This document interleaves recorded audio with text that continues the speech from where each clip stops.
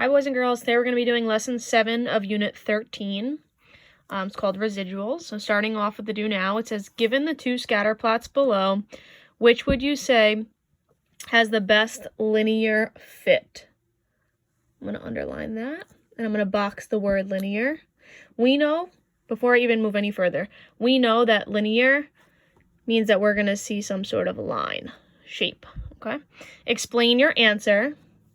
And then we have to answer, does the graph you chose show a strong or weak correlation, and is it positive or negative? So let's just go back to the first part of the question. It says, which would you say has the best linear fit, choice A or choice B? Well, if I look at choice A, they're both scatter plots, so they're just points plotted. But if you look at A, it kind of shows a pattern, right? I can draw a straight line through that pattern. So because I can do that, that is a linear fit. If you look at choice B, you'll see that all of these points are kind of scattered all over the place. There's really no pattern. It's very random. Okay, so because this is no pattern and random, we can't say that it has a linear fit right now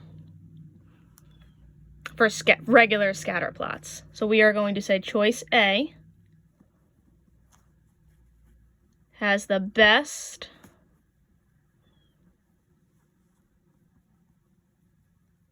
linear fit.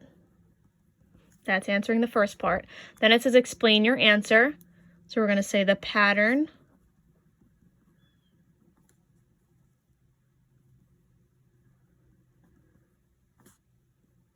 forms the shape of a line, and that line I drew through this scatter plot at point A is called the line of best fit. Okay, we've talked about that in past lessons. Then we had to decide, is it strong or a weak correlation? So now we're focusing on A only at this point. Is it strong or weak? Well, if I look at these points, since they're pretty close to that line that I drew, we can say that it's a strong correlation. If these points were still in the shape of a line, but really scattered apart, then I would be saying that it's a weak correlation. So we're going to add strong correlation. And my last part of the question says, is it positive or negative? Well, if I read my graph from left to right, like we always do, from left to right, it's going up, it is increasing. So we can say that it is a positive correlation, which looks like that. All right, so for today's notes, we're going to be talking about residuals. So I'm just going to highlight that.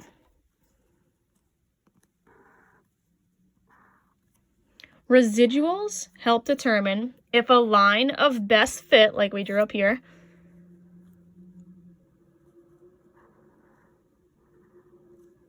is appropriate for the data.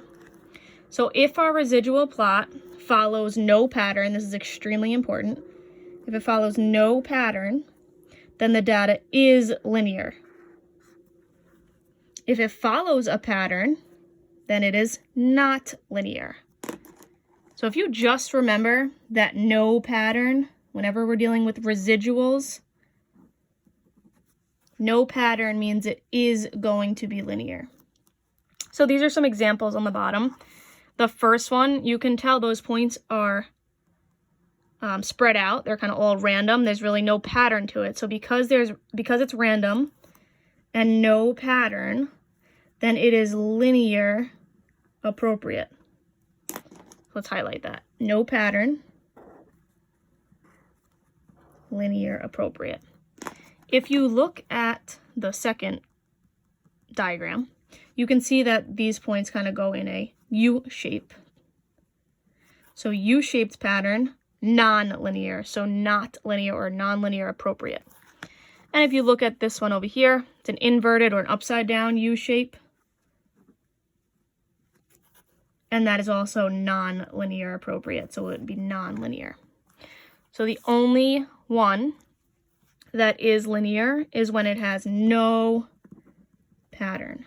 It's extremely important for today.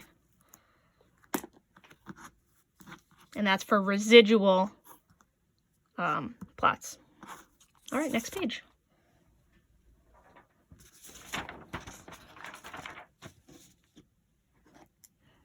Example 1, make a scatter plot for the table of values below. Okay, so they give me my x values, they give me my y values. They want us to make a scatter plot. So these boxes, I'm just going to go by ones. So we know like 0, 1, 2, 3, 4, 5. And same, that's our x values. And same thing with the y-axis. 1, 2, 3, 4, 5. The reason for those scales is if I look at these numbers, it only goes 1 to 5. And then y values, the lowest number is 1 and the highest one is 4.5. So I can still go 1 to 5. All right, now we're going to plot them. So my x value is 1, my y value is 2. So I go right and left first and then up and down. So right 1, up 2. Just going to plot a point there. 2, 1 is the next one. So right 2, up 1. 3, 3.5, right 3, up 3.5. So a little bit above, in between 3 and 4. And then 4, 3. So right 4, up 3. And 5, 4.5. So over right 5, up to 4.5, which is in between, halfway between 4 and 5. Do not connect those points. Scatter plots are just points plotted. All right, so part A here, using the graphing calculator. So I know I'm going to be using my calculator, or the calculator app in your case. Find the equation for the line of best fit. So we did this in our linear regression lesson. Anytime I see equation of a line of best fit, I want to think of lin reg in the calculator, ax plus b, and we'll talk about how to get there. Okay, you're going to, in the calculator, hit stat, edit. So stat is right underneath the delete button. Edit is the first one. So I get that L1 chart. I have two columns, so I have an X and a Y. So I'm going to put in L1 and L2. The X's are going to go in L1. So I'm going to hit 1, enter, 2, enter, 3, 4, and 5. Then I go over to L2 and I put in my Y values. So 2, 1, 3.5, 3, and 4.5. After I have those numbers in, I want to hit stat again. Go over to calc. And I'm going to go down to this lin reg, right? I'm looking for the equation. So I go to the linear regression, ax plus b. So stat, calc, and then number 4. And that was the lin reg ax plus b. I go down and calculate, and I get all that good information, right? So I'm going to write on the side, y equals ax plus b, because I'm looking for the equation. That means I have two values that I'm going to plug in, an a value and a b value. So I'm going to write those right underneath, and they give them to me right in the calculator. A is 0.7, b is 0.7. Now all I'm going to do is rewrite this equation up here.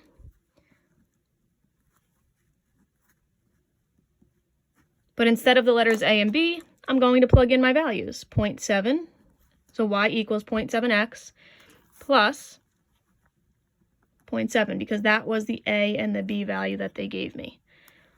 So this is my line of best fit equation.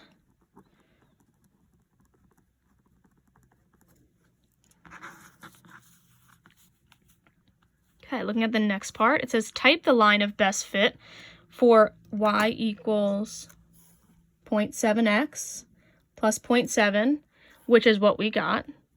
Plug that into y equals and copy the predicted y values into the table below. So go to y equals, and I'm just going to type in that 0.7x plus 0.7. I hit second graph to get my table. Now they start at 1 and they give me 1.4. So 1, 1.4. Now I'm just going to keep going and filling in the y values. Oops. So I have 2, 2.1. I have 3, 2.8. 4, 3.5, and 5, 4.2. That's all they wanted for the next part. It's just to fill in that table. You all know how to do that. Now part C, we get into the residuals. It says subtract the actual y values. I'm going to highlight this. Actual y values minus the predicted y values. So actual y values minus the predicted y values is how we're going to get these residuals right here. Fill these differences in the table below. So what we need to know is that this original table that they gave us were the actual y values. Down here, what we just filled in based on the equation of the line of best fit, these are our predicted y values. So what we need to do is subtract those to get our residuals. So they started us off with the first few. They gave us a 0.6. The way they got that was by doing 2 minus 1.4. That's how they got the 0.6. So now 1 minus 2.1. Negative 1.1. So let me just write that down. Again, we did the 2 from the actual minus the 1.4. We got 0.6. Then we did 1 minus the 2.1. And we get negative 1.1. So now for 3, we have 3.5 and 2.8. So 3.5 minus 2.8, we get 0.7, and then I fill it in the box. For this, for 4, I have a y value of 3 minus a y value of 3.5, and I get a negative 0.5. And then for 5, I have 4.5 minus the 4.2. I get a 0.3, and it goes in the box. Okay, so that is how I get my residuals. Again, I subtract the actual y values up here minus the predicted y values. Part D, plot these points, which is the x residuals. So they're talking about this table right here. These are the ones we're going to plot on the same scatter plot, but with square shapes instead. So I'm going to use the red just so you can see the difference and go back up to my scatter plot up here. So I have 1 and then 0.6. So right 1 and then 0.6 is a little bit above the 0.5, right? So a little bit above halfway, and they want a square. Then I have 2, negative 1.1. Well, if I go right 2, it doesn't look like I have any negative boxes, so all I'm going to do is I'm just going to extend these lines down a little bit just to help me get an idea of where that would be. We know it's going to be underneath that 0. So 2, negative 1.1, be somewhere down here.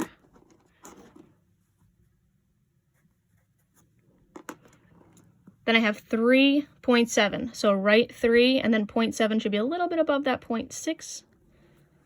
4, negative 0.5, right 4, and then a negative 0.5 or negative half. And then 5.3, right 5, and then 0.3 would be a little bit above that 0, but not quite halfway. Okay, so again, my squares represent my points from this table right here, my x and my residuals. And then the last part, part E, now that I graphed them, it says, does your residual plot, which is the red ones, follow a pattern and is linear a good fit? Well, let's look at those red ones up here. Okay, the blue ones we kind of saw went up, right? This, I don't really see a pattern anywhere. So I'm going to put no pattern. It's like random. And because there's no pattern, it is linear. Just like our notes on the first page. So because of no pattern, it is linear. So is linear a good fit? That would be yes, is linear. Next page.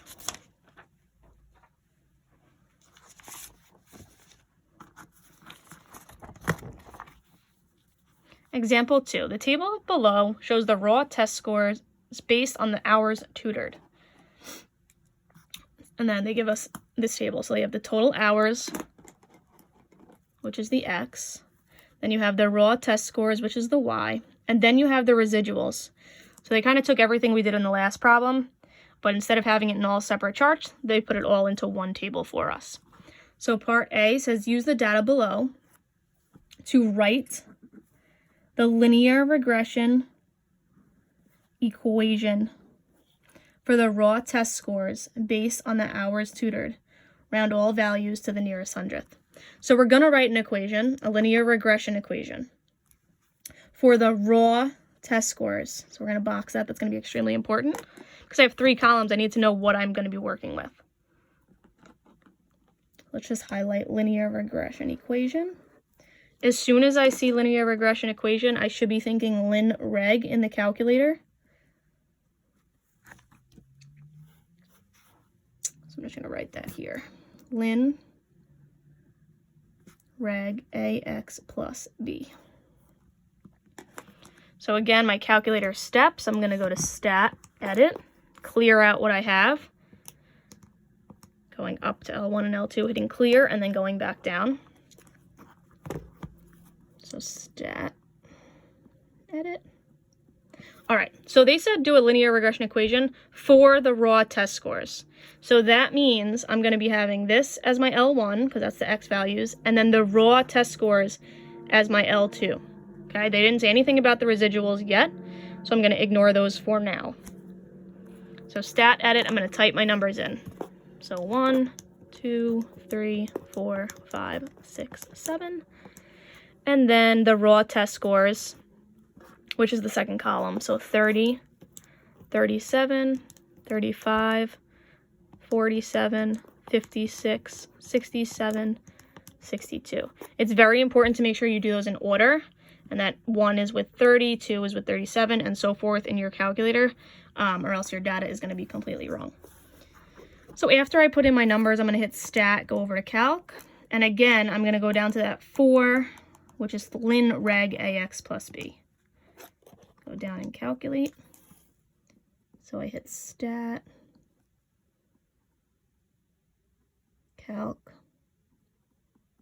number 4. Which is the lin reg. And I get my information. So I know it's y equals ax plus b is the formula that I'm using. I know that I'm going to have an a and a b, just like in the calculator. So a equals b equals. And again, they said round the values to the nearest hundredth. So I'm going to be 2 places after the decimal point. So I have 6.32, 1, dot, dot, dot. Well, hundredths is the second number here after the decimal, that 2. Well, 1 is 4 or less, so I give it a rest, so it just stays at 6.32. And then the b that they give me in the calculator is the 22.428, dot, dot, dot. Again, 2 now is in the hundredth spot. 8 is 5 or more, so I'm sorry, yeah, 5 or more, so that's going to bump up. It's going to raise the score. 22.43. Now I need to actually write out the equation with the values in there. So y equals 6.32 x plus 22.43. Oops, sorry. This is what they were looking for part A. The actual equation for the linear regression, which was using the tutored hours and the raw test score. Now, if I go to part B down here with this graph, it says create a residual plot on the axes below using the residual scores. So now I'm going to be using this up here for the graphing. So I'm going to use my residuals and my x's. Then, based on the residual plot, we have to state whether the equation is a good fit for the data and justify your answer. So give a reason. Let's just plot first. So again, by plotting, I'm using the residual column and I'm using this as my x. So tutor hours, and the residuals. So my first one is 1.3. So positive 1 to the right, and then 1.3, which is going to be above the 1.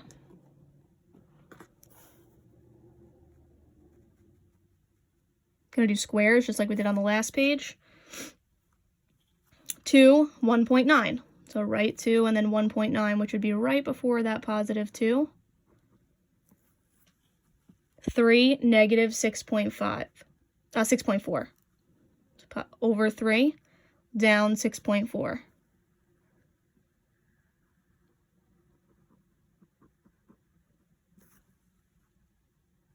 4, negative 0.7. Right 4, down to negative 0.7. So not quite at negative 1, right before it. 5, 2.0. So 5, positive 2. 6, and then 6.6. So right 6, up to 6.6.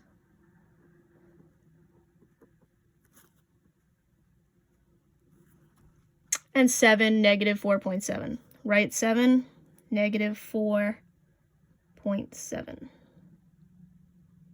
Right before that, negative 5. Okay, so now that they're plotted, again, the question says state whether the equation is a good fit for the data and justify your answer. So think back to our residual notes from today's lesson. We were looking to see if there was no pattern. So I don't really see like a U shape or anything going on here. And kind of random points all over, right? So there is no pattern. And because there is no pattern, it is linear. Or you can write linear appropriate.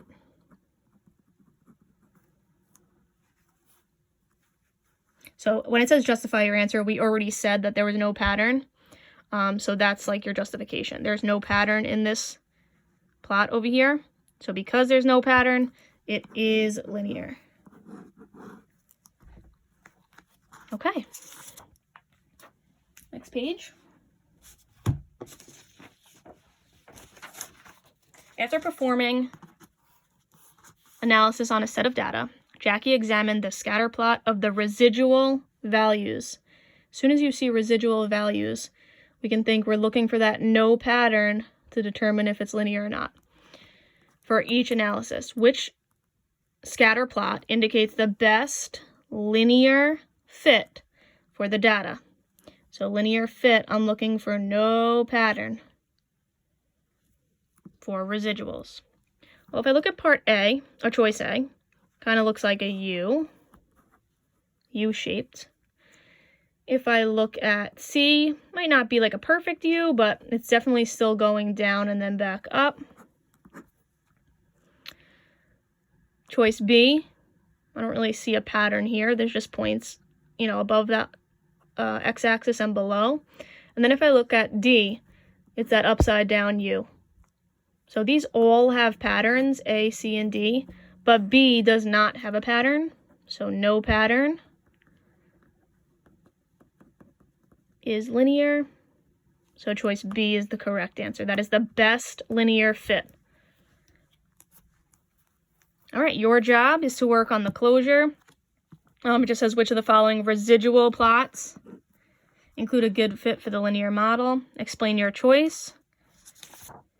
And then your homework question is to plot the residuals on the set of axes, and then based on the residual plot, state whether the equation is a good fit for the data, justifying your answer. Okay, keep up the good work. Make sure you hand in your lessons to us.